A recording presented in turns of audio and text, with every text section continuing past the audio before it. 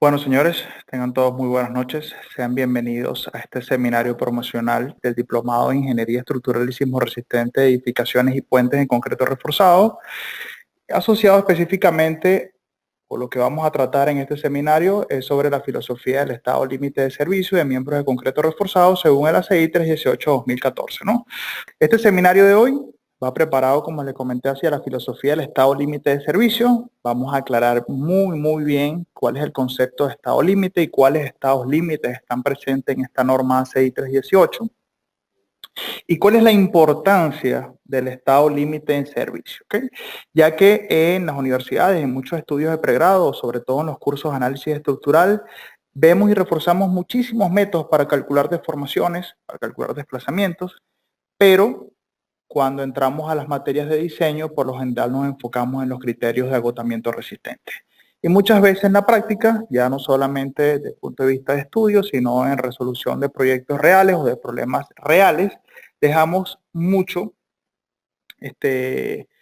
resuelto el tema de los estados límite de agotamiento resistente y a veces a los calculistas se les pasa un poco terminar de reforzar o revisar los estados límite de servicio. Entonces la intención de esta clase primero es aclarar conceptualmente qué es un estado límite de servicio, aclarar qué prevalece o cuál es la filosofía del ACI 318-2014 para cumplir con un estado límite de servicio, qué engloba el estado límite de servicio e incluso qué relación pudiera tener indirectamente con los estados límite de agotamiento resistente. Entonces, más o menos la agenda de este seminario. Vamos a empezar discutiendo por los estados límites, haciendo una pequeña diferencia. Vamos incluso a mostrar algunos ejemplos reales de casos en particular donde podamos evidenciar los estados límites de servicio y los estados límites de agotamiento resistente. Y luego entonces nos vamos a enfocar en el estado límite en servicio, qué consiste, cuál es su concepto, cuál es la filosofía de la ACI, cuáles son los artículos de la ACI e incluso la importancia de uno de esos estados límites de servicio que nos vamos a enfocar en este seminario, que son las deflexiones en los miembros de concreto reforzado, todo lo concerniente a nivel teórico y práctico de ese estado límite en servicio que es muy importante. Entonces, bueno, vamos a definir ese gran concepto de estados límites. Incluso actualmente en la profesión del diseño estructural se preocupa mucho por la filosofía de un estado límite. Y un estado límite no es más que el punto en el cual la estructura deja de funcionar o deja de generar sus funciones para la cual fue diseñada. Ese es un concepto muy breve o muy global de lo que podemos entender por lo que se define el estado límite. Si queremos profundizar un poco más, podemos decir que el estado límite es aquel que corresponde a las máximas solicitaciones que pueden resistir los miembros estructurales para no alcanzar las condiciones de inoperabilidad o inseguridad de comportamientos tales como roturas frágiles, fisuraciones excesivas, pandeos, rotaciones inadmisibles, fatigas, vibraciones peligrosas o pérdidas de funcionalidad y equilibrio. Los estados límites se clasifican en el estado límite de agotamiento resistente. Este es el que tenemos como estado límite de agotamiento resistente. Incluso podemos hacer una pequeña relación, por lo general van asociados a los esfuerzos, solicitaciones directas que produzcan colapso y podemos asociarlo totalmente entonces a esfuerzo, rotura o agotamiento. ¿Okay? O incluso a nivel de teoría un poco más convencional, los estados límite de agotamiento resistente por lo general se resuelven a través de una teoría de rotura. Los estados límites de servicio, que muestro a continuación, prácticamente va asociado al tema ocupacional o funcional. En este caso, bueno, vemos a una alta corrosión en el acero de refuerzo, es uno de los estados límites de servicio que existe. Obviamente tiene que ver con una agresividad o lo que realmente el miembro estructural se ve afectado por el ambiente, pero también hay otros estados límites de servicio. ¿Okay? Ese estado límite de agotamiento resistente se alcanzan para las más desfavorables solicitaciones que producen las combinaciones o cargas mayoradas o factorizadas que actúan en la estructura. ¿Okay? Quiere decir entonces que cuando nosotros combinamos las cargas o las posibles cargas, lo que estamos reflejando son las distintas situaciones que se pudieran representar en la vida útil de una edificación. Cuando nosotros hablamos de acciones, hablamos de cargas permanentes, hablamos de acciones variables, hablamos de acciones de sismo, hablamos de acciones de viento, etc. Entonces la norma busca combinar cada una de esas acciones para poder reflejar un punto crítico cuando actúan de forma conjunta. Obviamente si nos enfocamos a edificaciones, vamos a entender que en las edificaciones están las cargas permanentes, están los pesos propios de los miembros estructurales, están las cargas variables y que en algún momento interactúan entre sí y ocurren solicitaciones o situaciones críticas en alguno de los miembros estructurales. Lo mismo ocurre en las solicitaciones de servicio. La única diferencia es que a pesar de que aplicamos las combinaciones, no mayoramos o no maximizamos las solicitaciones que realmente va a tener para verificar el estado límite en servicio. Sencillamente las tomamos en cuenta tal y cual como la reflejamos en una norma de acciones. Y eso tenemos que tenerlo muy, muy presente porque se genera mucha confusión en la práctica. Por lo general, cuando nosotros utilizamos el estado límite de agotamiento resistente y aplicamos los factores de mayoración de carga y minoramos las resistencias, por lo general incluso establecemos un límite económico, ¿no? Tratamos de ajustarnos mucho a esa solicitación resistente con las solicitaciones actuantes y decir que tenemos un diseño económico, ¿no? Primero hay que estar muy pendiente de eso porque a pesar de que usamos esa teoría de agotamiento resistente o esa teoría de rotura para diseñar por resistencia, no necesariamente los miembros estructurales se comportan hasta ese estado. Sencillamente lo que permite ese estado límite de agotamiento resistente es poder tener un grado de seguridad y tener un mecanismo o tener claro cuál pudiera ser el mecanismo de falla que pudieran tener esos miembros estructurales. Incluso una de las grandes ventajas de esos estados límite de agotamiento resistente es que nos permite verificar la ductilidad, por ejemplo, o el modo de falla en específico que pudiera fallar un miembro estructural ante una solicitación.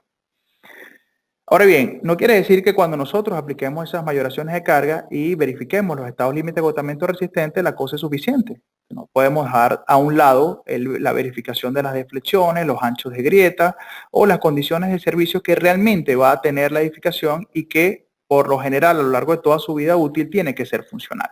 Entonces, cuando usamos ese estado límite de agotamiento resistente, no estamos resolviendo todo el problema, estamos resolviendo únicamente uno de los problemas. Y muchas veces se deja a un lado esas verificaciones de estado límite en servicio, que la CI las tiene bien englobadas en uno de sus capítulos. El capítulo 24 se llama requisitos de funcionamiento y ahí podemos encontrar todos los estados límites de servicio que tienen que verificar. Obviamente estudiando un poco más y comprendiendo un poco más estos estados límites de servicio de agotamiento resistente, vamos a poder dar cuenta que en algunos está relacionado y que sencillamente tener grandes deflexiones o permitir que se desconche o se pierda algún tipo de recubrimiento y sean comprometidos desde el punto de vista funcional, también en algún momento pudiera tener algún compromiso de colapso. Ok, entre los estados límite de agotamiento resistentes vamos a poder citar, por ejemplo, el estado límite de equilibrio. Esto ocurre por pérdida de estabilidad estática debido al volcamiento, deslizamiento o torsión excesiva. También tenemos el estado límite de rotura o plastificación. Esto ocurre por agotamiento resistente de una o más secciones críticas que forman en la estructura un mecanismo cinemático por fricción. Tenemos el estado límite por pandeo, ocurre por una falta de equilibrio en miembros que soportan compresión como principal solicitación y obviamente este estado límite de pandeo tiene que ver, a juro, con la relación de esbeltez que tengan los miembros comprimidos. Obviamente al tener una gran relación de esbeltez o una alta relación de esbeltez, vamos entonces a poder estar susceptibles a superar esos estados límites de pandeo. Tenemos el estado límite por fatiga, esto no es muy común en la práctica, por lo menos en las edificaciones. Esto es la acción repetida de un número elevado de ciclos de carga dinámicamente aplicadas que afectan con preferencia las conexiones de los sistemas estructurales. Tenemos el estado límite por aplastamiento, la pérdida de capacidad resistente a elevadas compresiones en los miembros estructurales de reducida esbeltez, obviamente porque si tuviesen un poco más de esbeltez, seguramente su estado límite va a estar influenciado por el pandeo.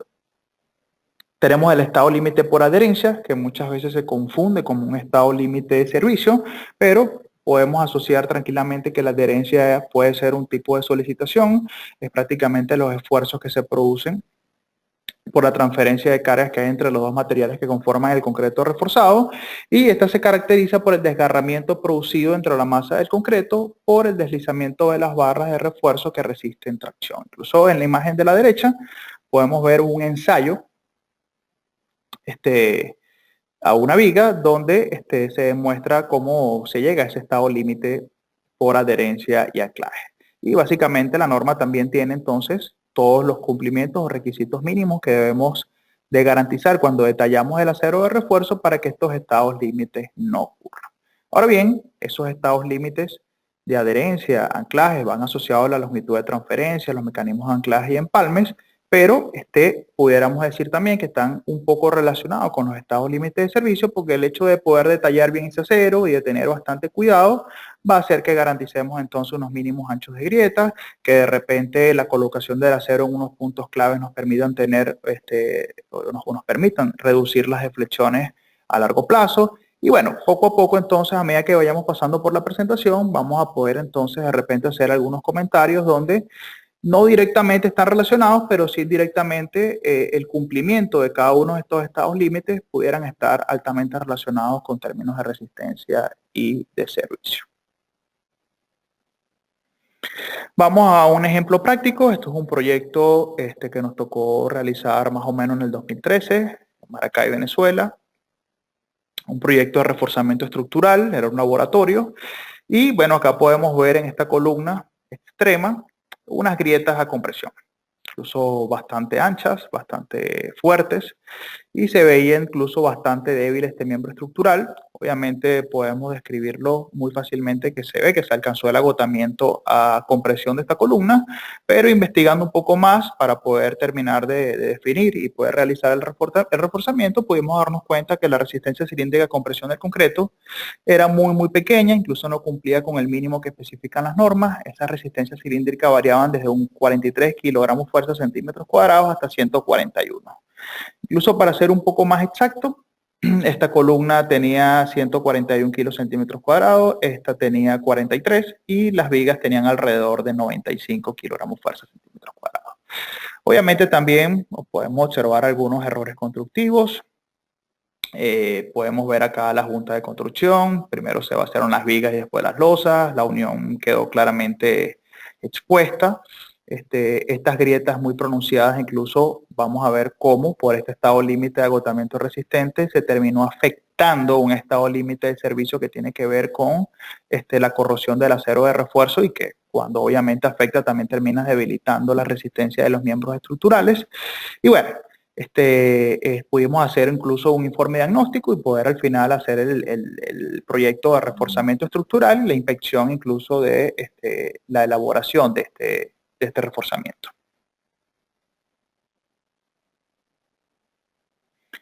Acá tenemos otro ejemplo de estado límite de agotamiento resistente.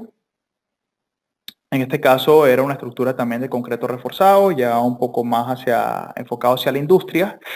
Podemos ver que esta estructura era como una especie de anexo a una edificación industrial donde tenía que almacenar ahora un tanque de 50.000 kilos. ¿Okay?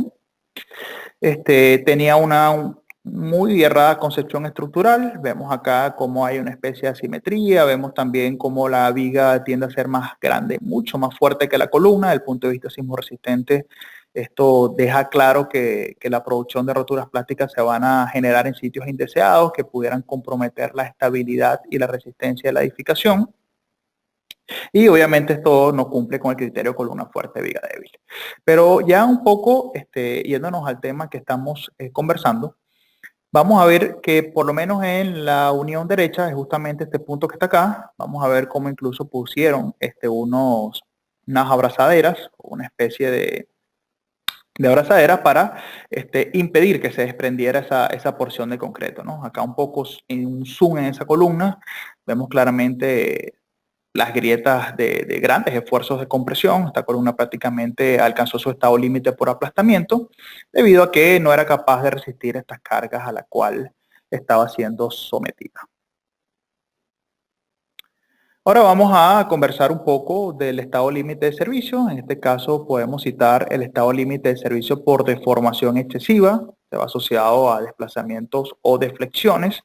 En la clase de hoy, más que desplazamientos laterales por sismo, vamos a hablar de deflexiones de miembros de concreto reforzado, que tiene que ver con una deformación local asociado a miembros particularmente en flexión.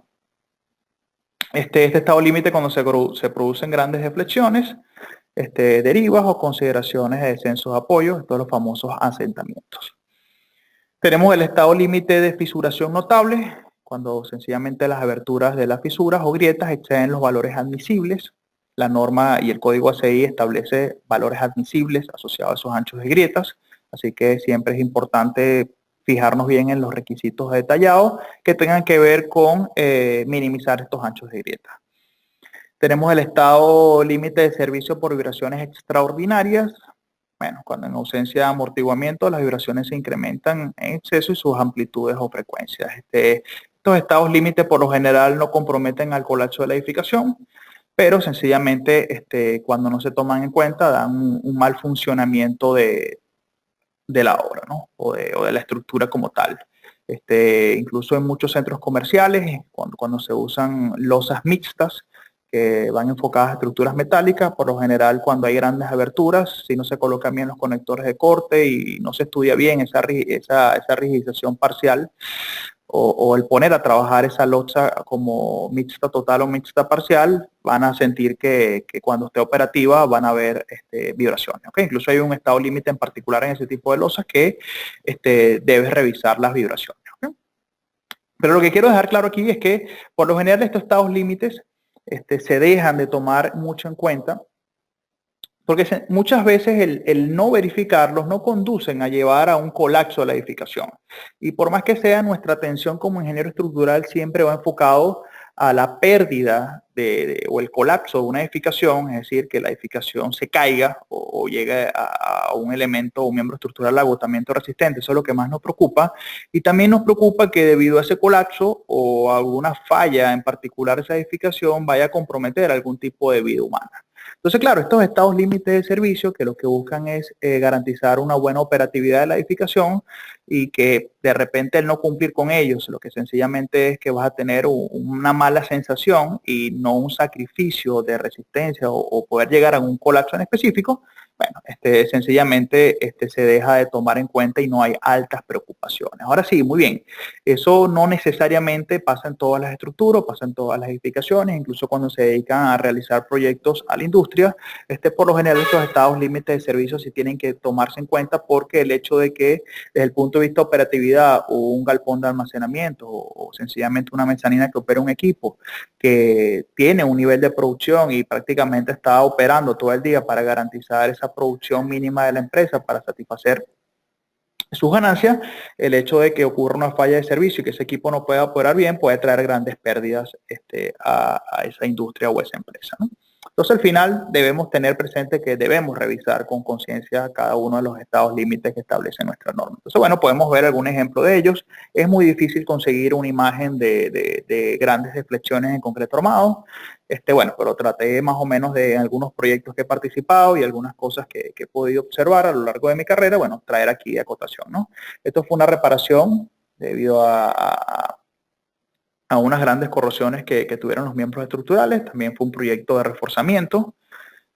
Podemos ver acá el mismo proyecto que les mostré de la columna que alcanzó su estado límite a compresión. Bueno, podemos ver acá en estos contactos con esta agua estancada y más o menos las grietas que se generaron debido incluso a algún mal proceso constructivo. Ese ambiente agresivo fue penetrando y a través del uso de la edificación fue afectando hasta que, bueno, sencillamente el acero de refuerzo fue quedando expuesto, una alta degradación de la dimensión nominal del acero de refuerzo y obviamente fue debilitando la resistencia también de los miembros estructurales.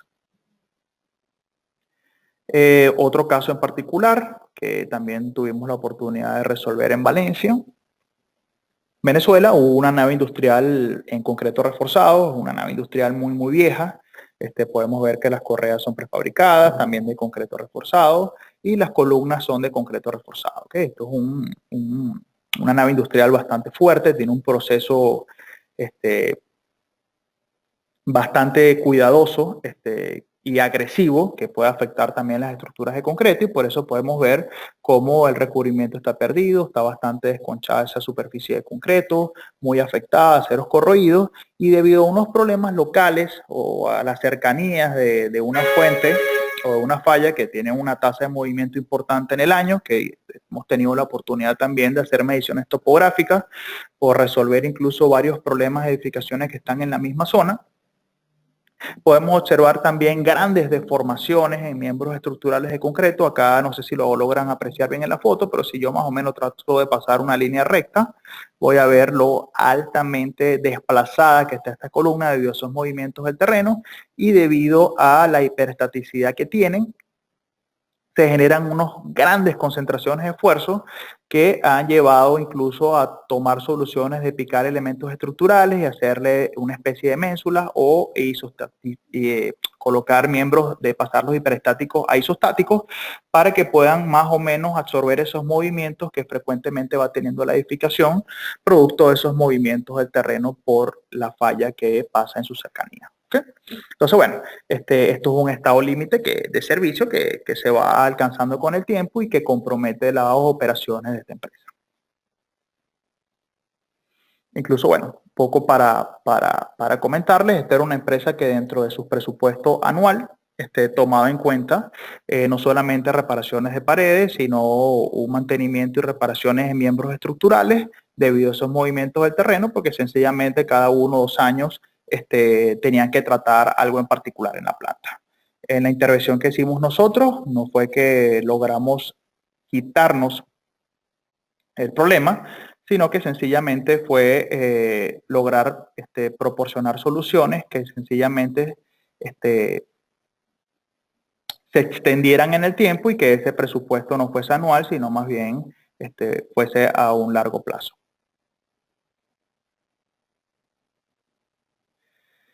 Entonces, el estado límite de servicio o de uso es aquel que se refiere al desempeño de la estructura por la acción de cargas no factorizadas o mayoradas. Sencillamente son cargas normales en servicio, combinadas pero sin mayorarse. Este estado límite se alcanza cuando bajo las cargas de servicio se producen efectos importantes de formación, derivas, asentamientos, desplazamientos laterales totales, famoso creep o fluencia del concreto, deflexiones instantáneas, deflexiones diferidas, vibraciones importantes, que al final pueden afectar seriamente la resistencia y durabilidad prevista de una construcción. El estado límite de servicio se mide considerando las magnitudes de las deflexiones, grietas y vibraciones de la estructura, así como la cantidad de deterioro superficial del concreto y la corrosión del refuerzo. Estos aspectos pueden perturbar el uso de la estructura, pero generalmente no implican su colapso. Código ACI 318, en su capítulo 24, requisitos de funcionamiento, se ocupa de los estados límites de servicios relativos, específicamente a las deflexiones y a los anchos de grieta. Trata también el estado límite asociado a las deformaciones por retracción y cambio de temperatura y ejerce unos límites de esfuerzos admisibles para concretos preforzados. Pero básicamente trata muy bien el tema asociado a las deflexiones y a los anchos de grieta. El código ACI contiene requisitos muy específicos referentes a los estados límites por resistencia de los miembros de concreto reforzados, pero permite al proyectista cierta libertad en el área de servicio. Es decir, que digamos que no es tan exigente o no tiene tantos estados límites asociados al de servicio como los tiene para cumplir la resistencia de los miembros estructurales. Entonces, como en esta clase nos vamos a enfocar en el estado límite de servicio de deflexión, vamos a estudiar un poco la importancia que tienen estas deflexiones. Y bueno, un poco asociando al estado límite de resistencia, que en los últimos años ha agarrado un gran auge y ha tenido un gran impulso, y el hecho de poder crear concretos de alta resistencia y aceros de refuerzo también que tengan una resistencia mayor, ha permitido el uso de que nosotros podamos resolver miembros estructurales un poco más pequeños y un poco más esbeltos. Como consecuencia de esto, las deflexiones y el agrietamiento se han convertido en un problema más severo que en tiempo atrás. Estas magnitudes de las deflexiones y miembros de concreto pueden ser muy importantes. Las deflexiones excesivas en vigas y losas pueden ocasionar pisos combados o pisos flectados, charcos en techos planos y vibraciones excesivas. Estas deflexiones pueden dañar los muros divisorios y desajustar lo que son el manejo de puertas o cierre de puertas y ventanas. Además, pueden afectar la apariencia de una estructura o alarmar los ocupantes del edificio, aun cuando esté perfectamente seguro. Toda estructura usada por personas debe ser lo suficientemente rígida y relativamente libre de vibración para generar un ambiente de seguridad. El comentario de esta imagen, que la tomé de un ensayo, es que el hecho también de tener grandes deflexiones trae como consecuencia tener grandes grietas que puedan comprometer también el uso y que en algún momento el tener deflexiones excesivas también pudiera llegar a poder generar esfuerzos donde el concreto no es capaz de resistir. Entonces podemos también combinarlo con un estado límite de resistencia. Sin embargo, hay otras deformaciones más significativas que pueden transformar el sistema en otro inoperante desde el punto de vista de confort o la estética. Este es el caso de las deformaciones por flexión en vigas, conocidas como deflexiones o elevaciones. La deflexión en una viga se puede calcular como la cuarta integración del diagrama de carga de una viga o la segunda integración del diagrama de momento reducido, tomado como una carga ficticia. Incluso, por lo general podemos usar cualquiera de los métodos de análisis estructural que estén basados en la curva de elasticidad para poder calcular deformaciones en vigas de concreto reforzado. Acá en esta imagen podemos mostrar el pequeño ejemplo de que si tengo una carga, puedo, integrando, obtener el diagrama de corte, puedo también obtener el diagrama de momento, y que transformando ese diagrama de momento en 3 por I, puedo establecerlo como carga, e integrando entonces esta carga ficticia, yo voy a poder obtener la rotación o la pendiente de esa viga en cualquier punto y también voy a poder obtener el diagrama de deflexión. Y vamos a entender entonces que en el concreto vamos a tener varios tipos de deflexiones, esta que estamos comúnmente hablando, la que entendemos o calculamos como en teoría de análisis estructural, va a estar asociada a una deflexión inmediata o instantánea y que el concreto tiene unos fenómenos muy particulares donde hay que prestar bastante atención para poder determinar la flecha total o poder tener el cumplimiento de la norma. La máxima deflexión producida en la luz de la viga se conoce como flecha y su valor debe estar limitado para no superar límites admisibles de modo que la viga no luzca combada o altamente deformada. Si bien una viga puede soportar las cargas que actúan sobre ella de manera eficiente, aun cuando se haya excedido en algo la deformada por flexión, debe tener las proporciones adecuadas para evitar una excesiva curvatura que le dé una apariencia débil e insegura. Entonces, entrando un poco más en calor, vamos a tratar de entender cuáles son esas deformaciones que sufre el concreto. Al aplicar una carga, ese concreto sufre una deformación. Incluso al sencillamente aplicar la carga y obtener una deformación, esa deformación se conoce como deformación directa y podemos relacionarla que es la deformación instantánea o inmediata. Pero a esta deformación se le suma una que se ocasiona por la contracción de endurecimiento del concreto, su proceso de fraguado, que es independiente de las cargas y se produce por la evaporación del agua. Y con el transcurso del tiempo, esta deformación va aumentando por efecto de fluencia lenta siempre y cuando tenga alguna carga sostenida. Entonces, vamos a hablar de dos conceptos para poder entrar en el gráfico y poder ver esa evolución de las deformaciones. Vamos a recordar el concepto de retracción del concreto. Está asociado a los cambios de volúmenes que se producen en el concreto por acción del fraguado, ya que se pueden generar grietas que pueden producir tensiones adicionales de elementos y grietas que pueden incrementar el riesgo de corrosión en el acero de refuerzo.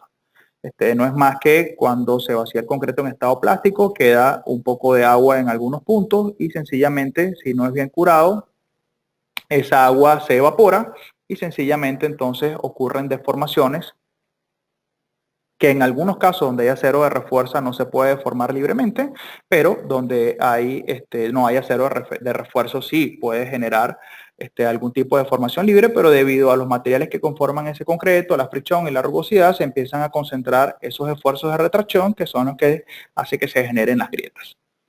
El concepto de fluencia del concreto, que no es lo mismo que el límite excedente, y en algunos libros en particular usan ese concepto para el acero de refuerzo o para el acero estructural, y es un concepto que no tiene que ver específicamente con lo que vamos a hablar.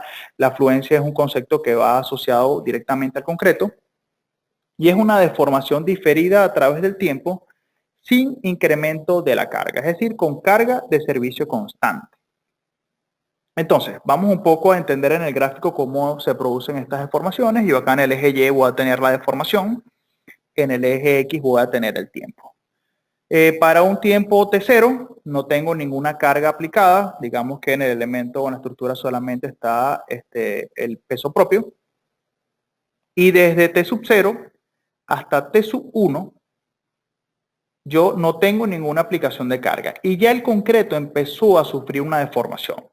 Incluso si yo no cargo nunca ese miembro estructural o ese elemento, ese concreto va a irse deformando en el tiempo. Y esta deformación es lo que va asociado al fenómeno de retracción y se conoce como deformación de contracción de fraguado. E incluso aquí da una referencia de cuánto más o menos ese nivel de deformación unitaria. Quiere decir entonces que si no cargo el miembro estructural, sencillamente por fenómeno de retracción, él va a tener una deformación que nunca en el tiempo la va a recuperar. Incluso va a quedar remanente en ese concreto. ¿Okay? Ahora bien, si cuando empieza a deformarse en un tiempo cualquiera yo aplico una carga, al aplicar directamente esa carga yo voy a tener una deformación instantánea, que es la que voy a poder calcular por cualquier método de análisis estructural o análisis de vigas, ya sea método de doble integración, método de área de los momentos, método de superposición, pudiera ser alguno de ellos. Y obtengo una deformación instantánea, que esa deformación instantánea, desde un punto de vista de buen diseño, tiene que ser elástica, y en algún momento la vamos a recuperar. Pero sencillamente desde un tiempo T1 a un tiempo T2, por dejar constante la carga, es decir, aplicamos la carga y se quedó sostenida, nosotros vamos a ir obteniendo una deformación en ese concreto que se va incrementando con el tiempo y a carga constante, que es por el fenómeno de fluencia lenta o el fenómeno de fluencia del concreto. En un instante T2 yo puedo quitar la carga, voy a recuperar esa deformación instantánea en una recuperación elástica de ese fenómeno de fluencia, pero hay una parte de esa deformación por fluencia que quedó siendo plástica, que al sumar con la contracción de fraguado puedo entonces tener una deformación total remanente en el concreto. Entonces, un poco para resumir esto, si yo en un estado de servicio actual, o un estado de máxima carga o de carga sostenida en un tiempo determinado, un miembro estructural, yo voy a tener una deformación asociada o una deformación instantánea asociada por la aplicación de la carga, una deformación de contracción de fraguado que se incrementa con el tiempo y que no depende de aplicación de la carga, y voy a tener una deformación asociada por fluencia lenta que tiene que ver por dejar constante la carga aplicada. ¿Okay? Entonces tengo esas tres sumas y puedo observar que la deformación instantánea es producto de la aplicación de la carga y que estas deformaciones de fluencia lenta y contracción de fraguado sencillamente son deformaciones que dependen del tiempo. Entonces, por eso vamos a ver que la norma CI declara muy bien lo que es una deformación instantánea o inmediata, es una de las que hay que calcular, e incluso tiene algunos límites que cumplir, y tenemos también entonces las deformaciones a largo plazo o que dependen del tiempo, que también tienen gran influencia y muchas veces llegan a superar esas deformaciones instantáneas.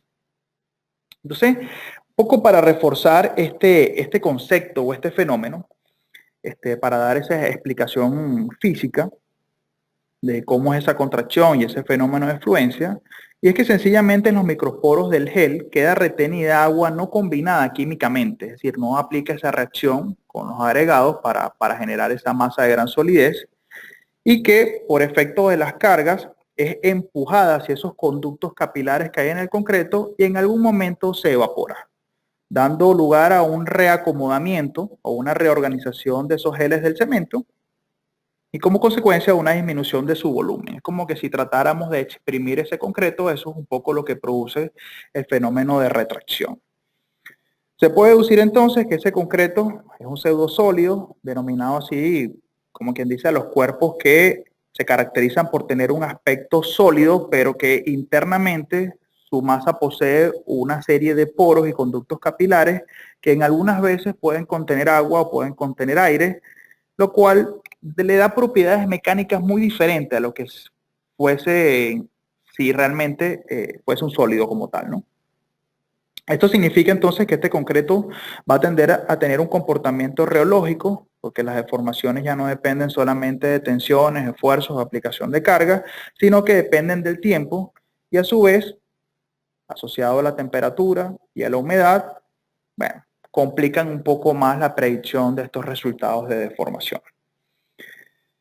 Entonces, bueno, estas deformaciones que dependen del tiempo suelen superar sensiblemente a las que se originan por contracción y lo podemos ver más o menos en esta gráfica. Ese fenómeno de fluencia por carga sostenida genera grandes deflexiones en el concreto y que al tener en cuenta estas deformaciones a largo plazo seguramente van a ser mucho más importantes y fuertes que las instantáneas producidas por la carga.